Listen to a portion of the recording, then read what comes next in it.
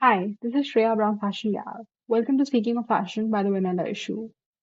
Today I'm joined by Brian de Carvalho. We talk about his journey into fashion and more specifically his fascination with corsetry, where his inspiration comes from, what it means to be a working class designer in a city like London and in an industry that often feels inaccessible, why he believes fashion has lost so much of its emotion, and the culture of gatekeeping that unfortunately still exists today. It's an honest conversation about creativity, craft, and the current state of the fashion industry. So let's get into it. Okay, so first things first, I first thing that caught my eye about your work was your meeting with John Galliano. And as a Galliano fan myself, I was obsessed with your photo with him. So, and you mentioned that he was a big influence on why you decided to pursue fashion. So I'd want to start from there and then learn more about how you actually got into fashion. Were you always into it? Or, is it something that you discovered later in your life? No, of course. Well, I studied fine art at Westminster and I graduated in 2019. Obviously, I can't remember if it was like the same month or the following month, lockdown happened here in London. So I was recently graduated and then I couldn't go to work, I couldn't go out, I couldn't do anything. And during lockdown, I decided to teach myself how to sew. Fashion was always something that I was interested in, but I never really had the opportunity to pursue it or do it. So I kind of took the advantage of, well, I now don't have the excuse of no time, no resources. So I just bought like a cheap little sewing machine and I was cutting up bed sheets, curtains, all that kind of stuff. In terms of Galliano, I actually met him at Vogue World when they did it here in London. So that was like forever ago now. And at the time, I was very much conflicted because I went back to work, I went back to being a sales associate. I did like sewing in lockdown, lockdown lifted, I stopped and kind of went back to normal life. And I was in this weird point where I was like, do I do it? Do I not do it? I don't know what to do with my life. Like it was fun, but I don't really know what I'm doing. I've not really studied that. And he was super supportive. Like he was very much like, you should do this. Like you're clearly really talented. He kept kind of commenting on like the corset I was wearing at the time. And that for me was, Mhm. at the time, like John Galliano was like a god to me. So to have him notice me, let alone like encourage and speak to me, felt like I now don't have a choice. Like if I now don't do it, that's disrespectful to him, like someone that I really respected and someone that I almost idolized is telling me, you have to do this. This is clearly your thing. And I think I quit my job like the next day or 2 days later. Um, because I just felt like, I don't know, it didn't feel like real life anymore. Because going back to work and folding socks and t-shirts, I was like, I spoke to John Galliano yesterday. Like, he told me to pursue a career in fashion. Like, what am I doing? Yeah. No, I get that. I get that. As a Galliano fan myself, I think I would just like you said, I would just make that my life's destiny to make what he said happen in real life. Yeah, Yeah. exactly. So yeah, yeah. One thing I've noticed, we have been interviewing a lot of independent designers and upcoming designers on this podcast. And one thing I noticed that a lot of, like, in fact, all of the people that I've spoken to don't come from a fashion school or a traditional fashion background, which is so interesting because, you guys are the one who are like, who's basically gonna leading the industry in like the next decade or so. So it's very interesting that a lot of designers coming right now, especially when now we have like such a big array of fashion schools. Like, in the 80s, there were not as many options for people to actually pursue fashion. It kind of made sense that they didn't study it. But now, even when we have such a big fashion education system, it's kind of interesting how so many prominent designers in the market don't have not studied fashion. So, what's your take on that? Do you think sort of fashion schools are becoming irrelevant, or do you think there's not as much dependency on them? I think that obviously coming from someone who didn't study, but like I went through a phase in time where I really respected people who studied fashion and I always felt like they had an edge above me just because they had. But the longer I kind of work in this industry and the more I kind of meet people and collaborate with people, I realize that a lot of fashion schools have like a one-way system of teaching you. And sometimes that works for certain people because, they like your aesthetic or they like the way you work and process things. But for a lot of people, they can't really create and produce in that lane.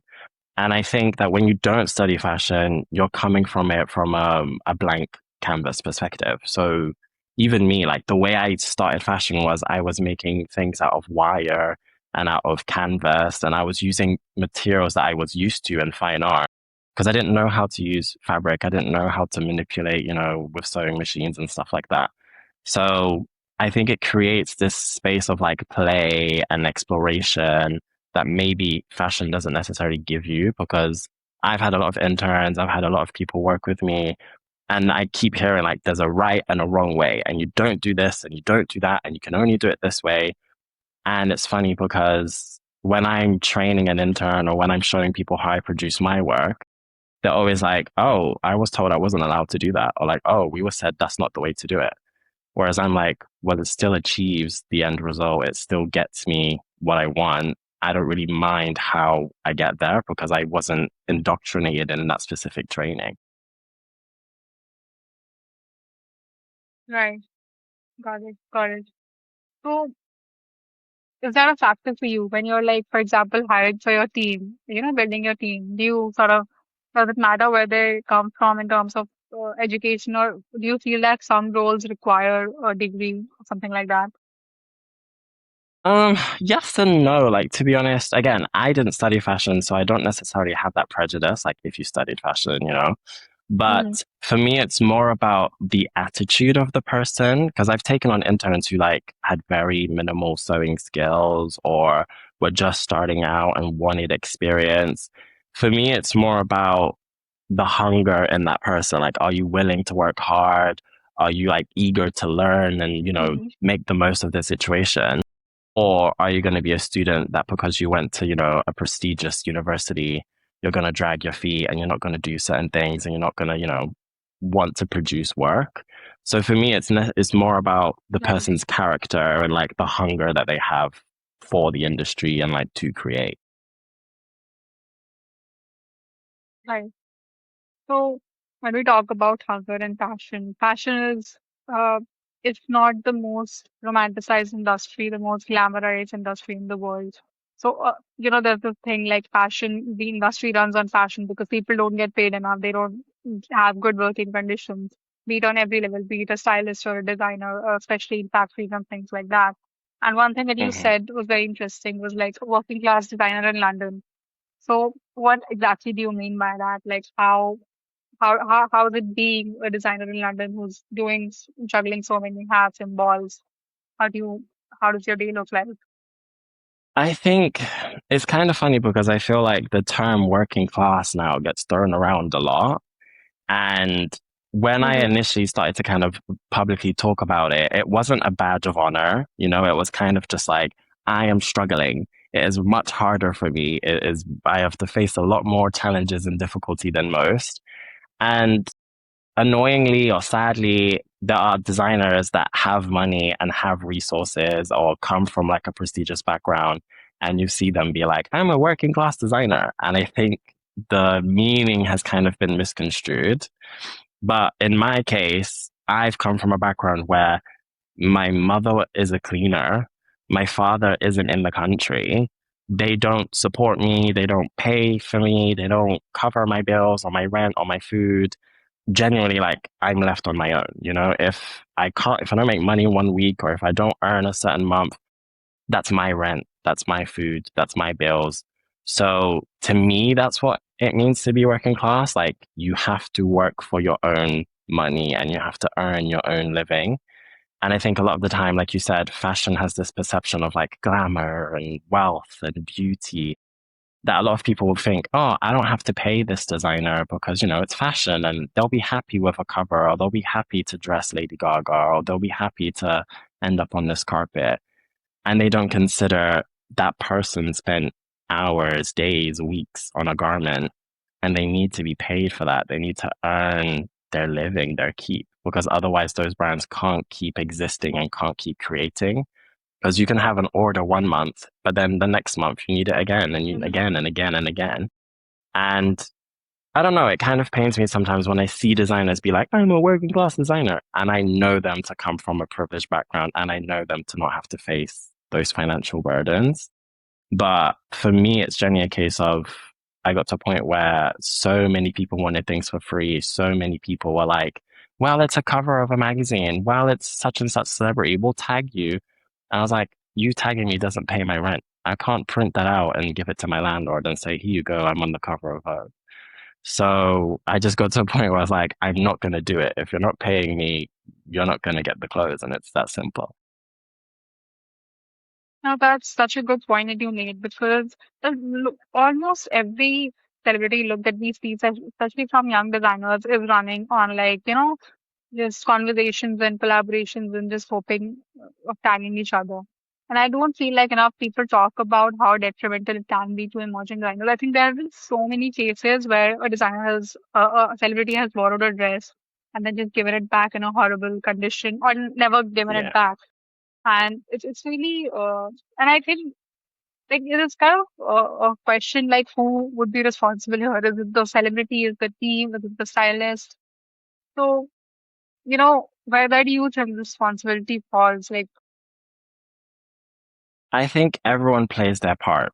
So I think that Mhm. the designer has a responsibility to say, this is the boundary and to not cross it.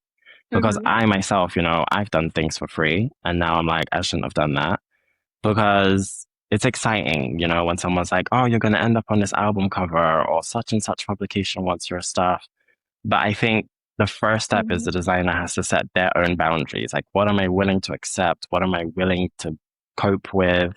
And also protect yourself. So if you're going to give something away for free, Right. have them sign a learning form, make them be responsible for your garment so that if it comes back destroyed, then they're paying for the repairs or they're buying that garment outright. You decide that. And, second to that, it's the stylist, it's the publicist, it's the manager, it's the artist themselves. A lot Mhm. of the time, we like to believe that, for example, very silly example, but we like to believe that people like Zendaya or Lady Gaga or whatever have no idea where the clothes come from. But they have a say at the end of the day. When the Mhm. garment is in front of them, they have a say of like, okay, where did this come from? Who did this? Like, I think it's up to everyone to challenge Right. that and for everyone to uphold the respect. Because again, a stylist can take 100 dresses from 100 different designers, but that's now your responsibility to take care of those 100 dresses, like treat them with respect, make sure they're Right. clean, return them on time. Because again, if you're not paying someone, a late return or a damaged item is money that that designer might not be making Mhm. or losing. Right. But you have just quite a few number of celebrities. I was looking at your portfolio. Like, I think from Miley Cyrus, like, how was that like? And you've been like in a lot of Vogue features. How, like, apart from the hassle of it all, do you think that has brought you like anything meaningful in terms of maybe revenue or customers or client? Do you think that is apart from exposure, do you It's, think there's something meaningful that you get yeah. out of these collaborations? I mean, it's interesting because when they first started happening and they first started coming, for me, because I never Mm-hmm. studied fashion, I always had this thing of like, I was outside looking in. So when I got my Vogue Mm-hmm. cover, when I did Lady Gaga's album, I was like, wow, like fashion is accepting me. Like I'm a part of fashion now. And granted, yes, it's an achievement and like I'm proud to have it and I'm grateful to have it. But again, doing the cover of Vogue didn't make me money. Dressing Lady Gaga and ending up on all of Right. her merch didn't make me money. I was Mm-hmm. fortunate enough that like one person bought the dress that ended up on Vogue and one person bought the dress that Lady Gaga wore, but it didn't create revenue. I still had to continuously keep posting. I still had to continuously promote. And I've had requests for like any Vogue you can think of, like Vogue Korea, Vogue Japan. I've had British Vogue, American Vogue, and I just say no now. I'm just like, no. Mm-hmm. If you're not gonna pay me, if you're not gonna cover the fees, if you're not gonna, pay a rental fee or whatever, I don't really care to be Mm-hmm. on every Vogue, because again, I Right. don't want to go to my landlord and be like, I'm on 5 different Vogues and this is super prestigious, you know? Yeah. Yeah. No, I think that's completely fair, and I wish that more people would speak up.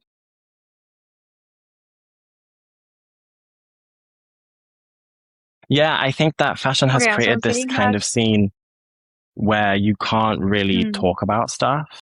I think we're all innately built Mm-hmm. with that fear from like the 80s and 90s where you can't call people out and you should just put your head down and accept the abuse and, your time will come and your yeah, day will come.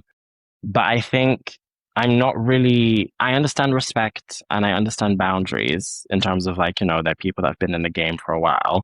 But also, if you've come Mm-hmm. to me and if you've requested from me, you're on my turf. Mm-hmm. So, if you want a dress, if you want a corset, if you want whatever, I set the rules on how you get that. no, that's amazing, and I think that's completely the way it should be. And that's why I think it's so important for young designers to talk about their experiences because, like, if I take even a younger designer or a student who who just might not know all these things, and that's how people exploit young talent in the industry. It is really tragic, but it's like 90% of what happens. No, for sure. And they're there are stylists that will intentionally only learn from emerging student designers because they know that. They know you're inexperienced. They know Yeah, yeah, you're desperate for exposure. So they can say, give me your whole right. collection. I'm not going to pay you because you're excited and you want it to be Yeah. seen. You want your work to have that moment. And then the stylist or the celebrity gets credit for promoting and uplifting young designers, which is not the intent. It's trying to save money and, hassle. So it's such a vicious cycle. So one thing I actually wanted to discuss was you're based in London, and London is the global hub for and the pioneer for emerging designers. And it's the place where you want to go, where you want to see him. Look, a cool new upcoming designer is the notion. So, how much do you think of how much of that is actually true? Like, how supportive or not supportive has London been? And do you think you would want to maybe set up your base, like, Paris, Milan, are like an arm's reach for you? So, tell me a little bit more about the London fashion ecosystem. So, I mean, obviously, London is fun in the sense that you still have that kind of like punk, like messy, like throw it together energy, which is always fun. Especially for people like me who haven't studied fashion, there's no Hmm. rules and you do what you want and Mm-hmm. how you want and you can charge what you want and behave how you want and really come into yourself, which is nice. I think we're less, I don't know, we're just more willing to come across as rude or come across as difficult or whatever if it means standing our ground. Right, Whereas I have a feeling in like America and Paris and stuff, like there's more decorum, there's more like a way to present yourself. right. All of that said, London is difficult in the sense that there isn't loads of money here. We're all collectively struggling. So a lot of my clients, a lot of the moments where I make the most money are clients in New York, are clients in Paris, are clients in Dubai or LA. Mm-hmm. And a lot of the times, for like months and months and months, like everything we're doing is someone in LA, is someone in New York, is someone in Paris. And I'm Mm, like, no one in London is booking us. But I think it's because they don't have the budgets, they don't have the same safety nets and options that maybe other countries can. Obviously, the Mm-hmm. British Fashion Council is doing what they can to help emerging designers. But even that, I find it extremely selective because right, at the end of the day, the British Fashion Council is a business. So they're going right. to pick designers that already make money. They're going to pick designers that Mm-hmm. don't necessarily need the support. And a lot of the times, those designers are not working class. Those designers have money, have backing, have Yeah, support. So right. I don't know. I find it quite interesting when, like you said, similar to the thing with the stylists, they get rewarded for using a young designer. But actually, the reason they're doing that is to make themselves look better. They're not actually helping that young designer. They're using the kind of cachet and, Mm-hmm. the demographic that that designer has for their own benefit. They're not actually Right, putting money into that designer and supporting that right. designer. Right. And when you hear about it, like I was not there around the 90s, but you hear about these sort of terrorists and socialites who actually used to pioneer young designers, like John Galliano, McQueen. They were all supported by people who actually believed in their art, which I feel is so rare now. Like and now I think even the last 2, 3 years, I've noticed that a lot of these big celebrities who were not into fashion at all in the last year have are trying so hard to become like fashion girls because fashion is culture now and it's becoming more prominent in the space. So the way that fashion and these emerging designers are being used to sort of put them and present them in a cool new way is something that I really find very it's very sad, in fact, because you're using something that people actually love and using it for your capitalistic commercial gains or whatever. No, for And I mean, sure. designers have no other option but to take the check because I get that, everyone is running a business. So it's such a, again, everything I feel is a cycle. But one more thing that you mentioned is like, how designers who do have more connections, get preferred. That's not just a fashion problem, that's like a global problem. That's in every industry or business you would go to. But a lot of nepotism comes into it, but I think fashion is definitely the most elitist industry, like the sense of elitism, the gatekeeping. There are so many factors that a person is judged on For before they sure. are very welcomed into an industry. So, have you ever faced something on those lines, if you would like to share? Oh my God, yes. Again, like it sounds silly, but because of where the brand is, we've been doing this for like 4 or 5 years now. I've met a lot of the designers in London. Like I've either met them physically or we've connected through socials or, I've been Mm-hmm. invited to their shows, they've been invited to mine. So London is like a tiny little egg of a place that eventually, if you're in the same industry, you're going to bump into each other one way or another. And because I never studied fashion, because I never had those kind of people around me, when I started my brand, I was like, oh my God, like I would love to have a designer friend. I would love to have a fashion friend. And, when I'm having a problem with a stylist, I can ask them for advice. Or when I'm in a situation I don't know what to do, like maybe they can help me. And I wanted to create this sense of community within fashion in the industry and, connecting young designers and all that kind of stuff. But every Mm-hmm. time I would try to make friends with a designer that was like an age mate, they Mm-hmm. would be distant, they would make excuses. Then I would hear that they were like saying things about the brand. Mm-hmm. And again, because they studied fashion, there's a right and a wrong way, they were taught this innate competitiveness. Mm-hmm. And I believe that there's more than enough money, there's more than enough opportunity that like you can be a successful designer, you can be a successful designer, you can do really well, I can do really well, and no one's stepping on each other's toes. We're all doing our thing and we're all successful. Whereas, especially like CSM, UAL students, they're like, only I can do well. Only I can be successful. Like, if you're making money, that means I'm not making money. Only I can make Mm-hmm. money. And Right. I don't know, I've had quite a few situations where I've wanted to connect with a designer or I've reached out to them about certain things and they're super gatekeepy, they're super standoffish, even silly things where I've been like, oh, like, do you want to go out to a gallery? Like, do you want to have a coffee? Blah, blah, blah. And they're kind of like, oh no, because of this and this and this and that and that and that, that I eventually kind of gave up. A lot of my Yeah. friends are actually photographers, makeup artists, stylists, like everything but a designer. Like I don't actually think I have a fashion designer friend that's like really, really close to me. Of course, there are people I'm Mm-hmm. cordial with and like I admire a lot of people's work. I'm the first to be like, your work is amazing. I love what you did. But again, they always look at me like I'm a competitor. They always look at me like I'm enemy number one. But I think that Mm-hmm. they've been trained to believe that and trained to think in that way. Right. And that's especially concerning for an industry who's famously built on connections. And I Mm, feel like now, and I think again, like the whole digital and social media angle maybe comes into it a bit that, how people now have more means to present themselves to the world. Earlier, you used to need connections.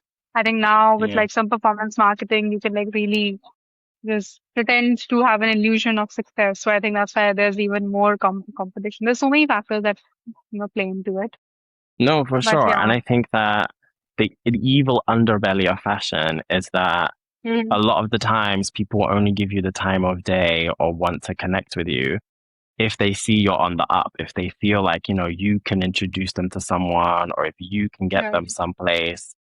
Mm-hmm. Because at the start, when I was getting ignored by a lot of people, once I got my Vogue cover, they were the first ones to message me and congratulate me and wanted me up and all this stuff. Mm-hmm. So yeah, fashion is beautiful and transformative, and like the art of creating is so magical. And I think the art of dressing, you become something new, you create this new identity for yourself, which I think is so beautiful. But the Mm-hmm. industry is the part that I don't like. If I could make dresses for like random women in the woods, I Yeah. would, honestly. No, I completely get that because the industry is no easy place to be, and I think more than anything, it takes so much of your mental stress and your sort of it's emotional labor, dealing with so many people and seeing what they Mm. feel like, and it's just sometimes is it like worth it or is it not worth it? But yeah. But now I want to talk a little bit more about your work. Like you are definitely inspired by a lot of 18th century costuming and outfits. So one thing I noticed, of course, and corsets is of course a huge part of what we do. Uh, my first question would be, how do you stop your final garment from not looking like a costume? Because when we talk about like a gown or especially a gown that is referenced from that era of time, it's very easy for it to look like a movie costume or a cinema costume or an opera costume. How do you prevent that from happening? How do you give that modern edge? I think for me, it's like kind of what you just said at the end. I feel like I take inspiration from the 1800s or whenever, Mm-hmm. and I look at like the silhouettes, I look at the fabrics, I look at the kind of textures, and I think, how would I wear that today? If I use the same shape, if I use the same fabric, how would I Mm-hmm. make that for something that I could wear out tomorrow? How would I make something for myself? And I think that's Mm-hmm. how I kind of do that. I always take something I really love from a point in time and make it relevant for today. So whether that be, changing the cut or changing the neckline or maybe Mm-hmm. changing the fabric. Maybe the fabric is what makes it dated. So you update the silhouette a Mm-hmm. little bit. And Right. again, I come from a fine art background. So a lot of the time I'm using unconventional materials. So Mm-hmm. sometimes it's, maybe I make a dress out of razor blades. Maybe I make a dress out of, calico and burn it. Maybe I Mm-hmm. make something out of canvas and tea stain the whole thing. Mm-hmm. But I definitely think that paying respect to the times before us is important because it teaches you a lot as well. Because when I've made things super accurate, granted, like they're not things I would have released and they're not things that I would wear now, but they've Mm-hmm. been extremely informative and they've taught me how to play with shape, how to play with structure and make it more modern, make it more Mm-hmm. So you mentioned the razor blade dress, and I was meaning to ask you about that because as I was looking through your collection, that is one look that immediately just stood out to me. I think it's definitely my favorite, if I may say so. So I would love to know what was your thought process behind it. How did you actually like the details of what was your process? How did you actually manage the construction? How did you get on the runway? Tell me all about that. This is so bad though. It makes me sound so bad. The razor blade dress was kind of born in a point of anger. Um, Okay. this was at a point where, again, I think I'd done the Vogue cover already, and we were doing celebrity after celebrity, and I was still having people wanting everything for free. I was still having designers, treat me like I was a second class citizen.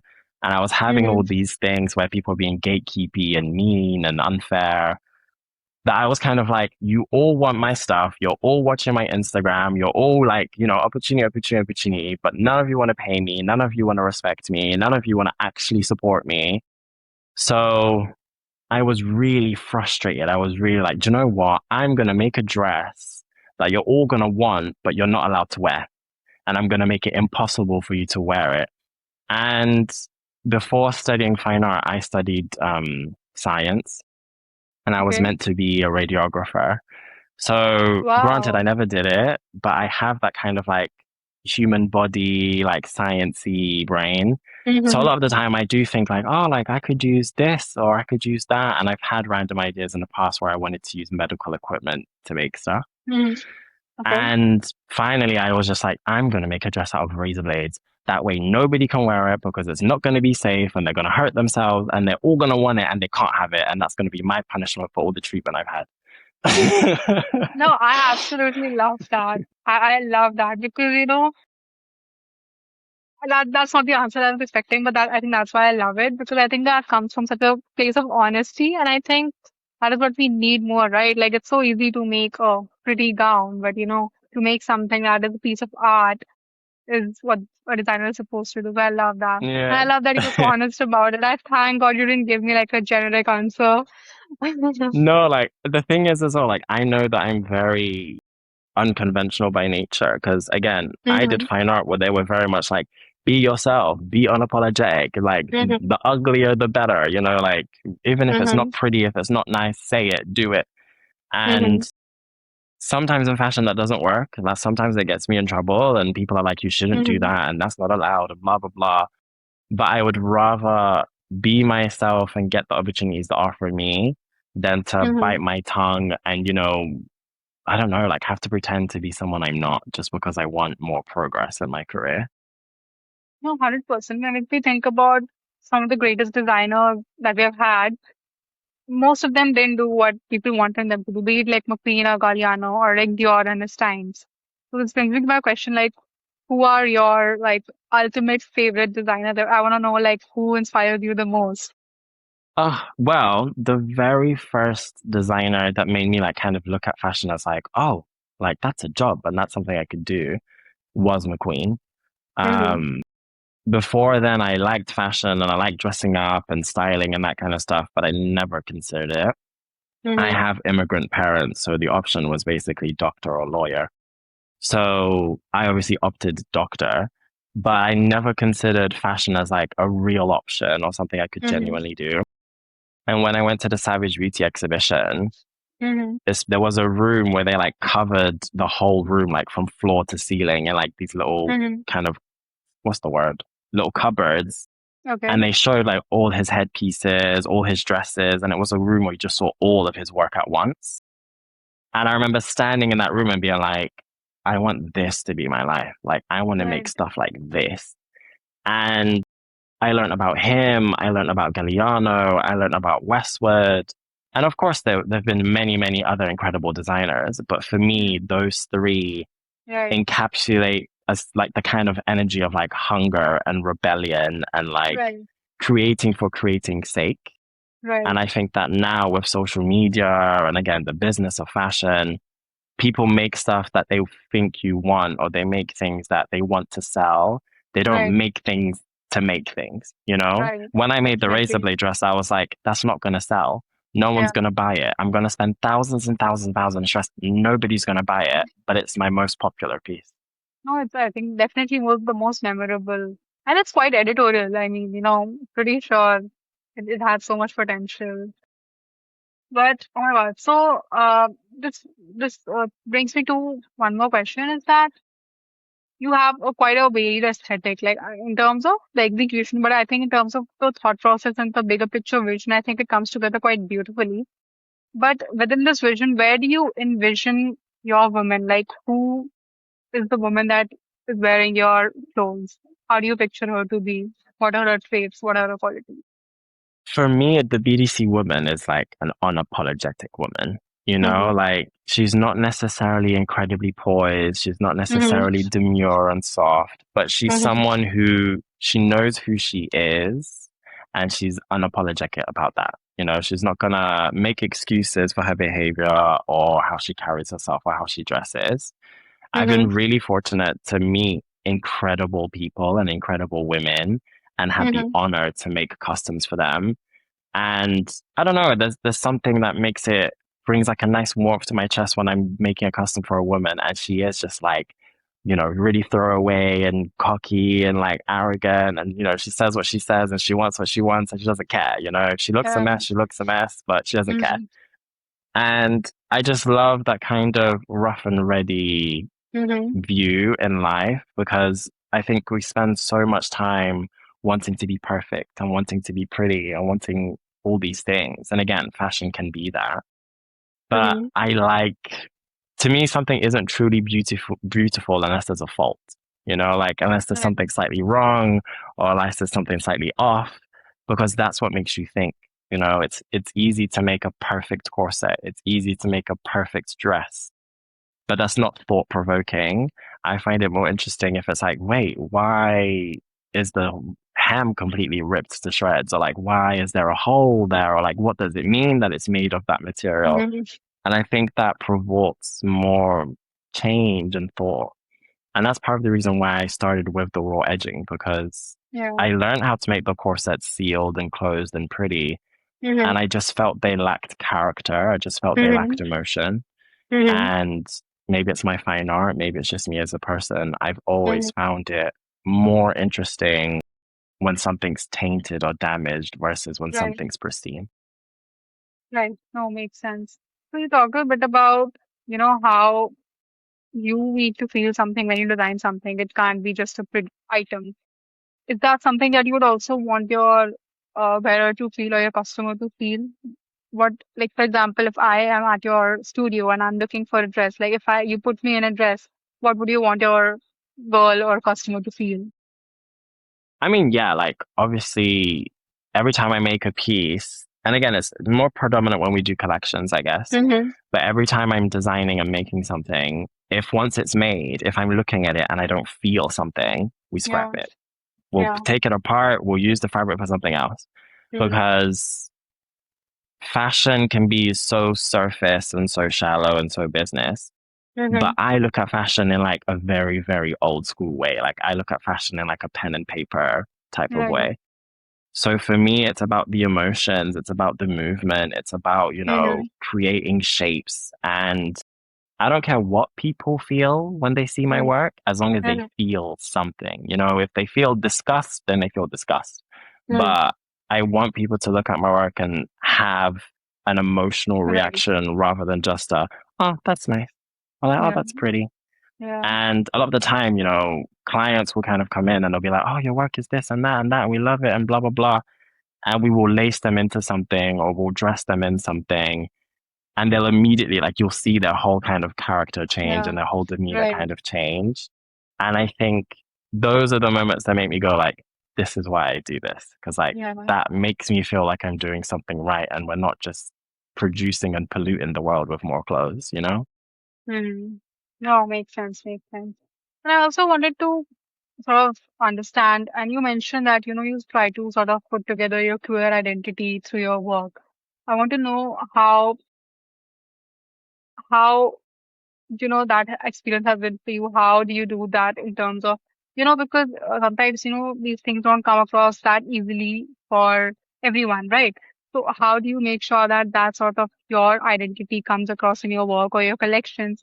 And also your experience as a queer designer, how has that been in the industry? Like, London is one of the most accepting places in the world, but still, I just want to know a little bit about. No, yeah, of course. I mean, it's funny because London, yes, is accepting in compared to other places, Mhm, mhm. but my upbringing and my family wasn't that at all.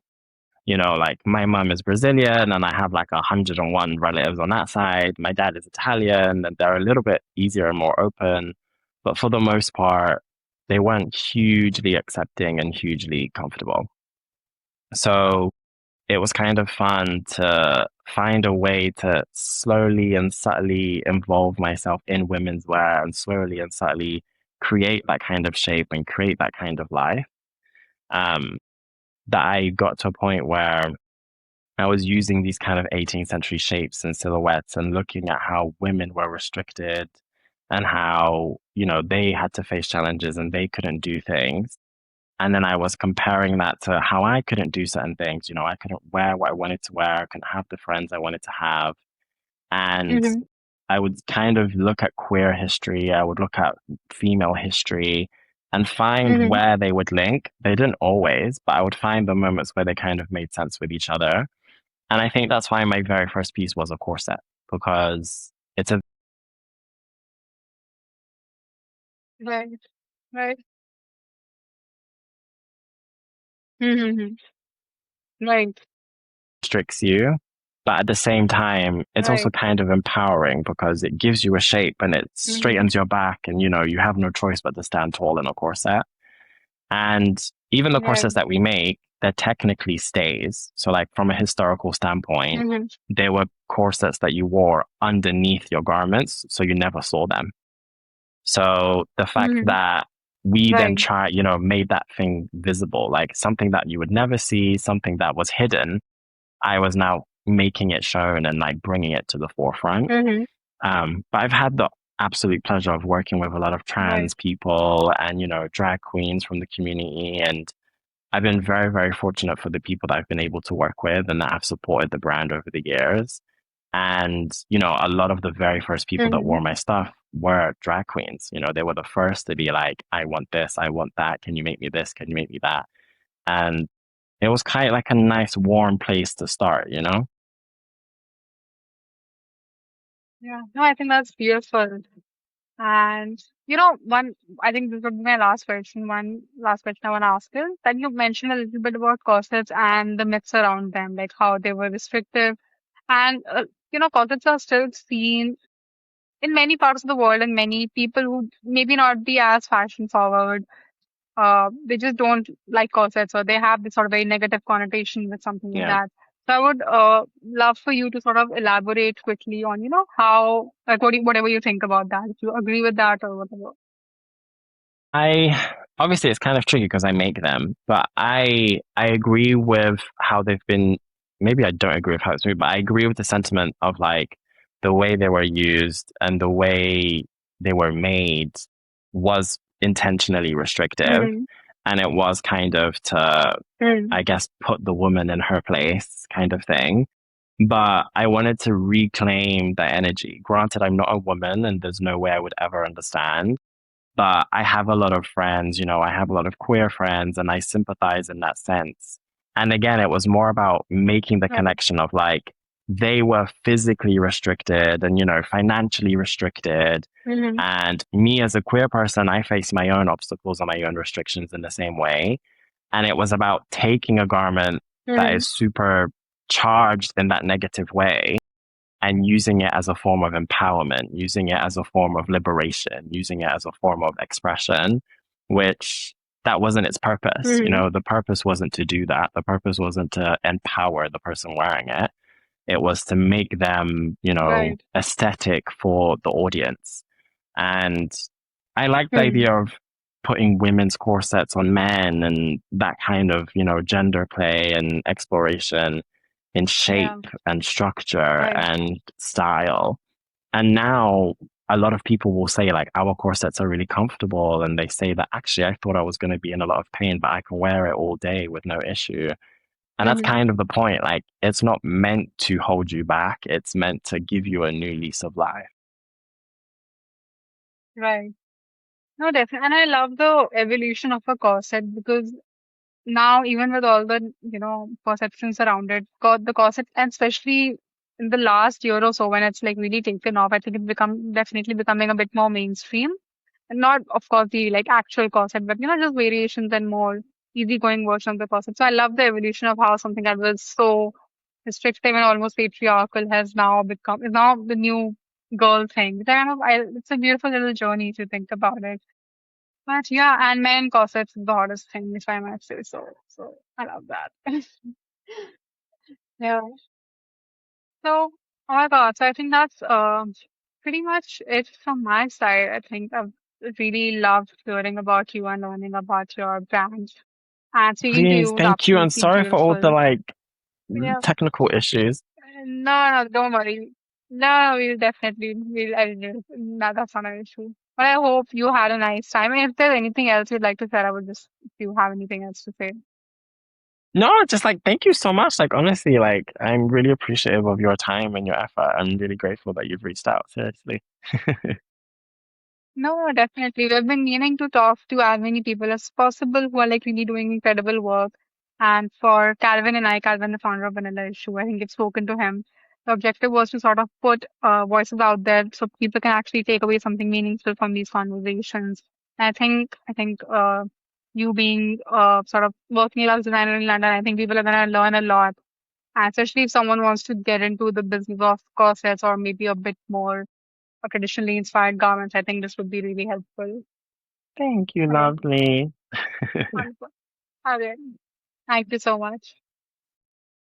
Thank you so much for watching. If you enjoyed this conversation, do not forget to like, share, and subscribe. I'll see you in the next episode of Speaking of Fashion.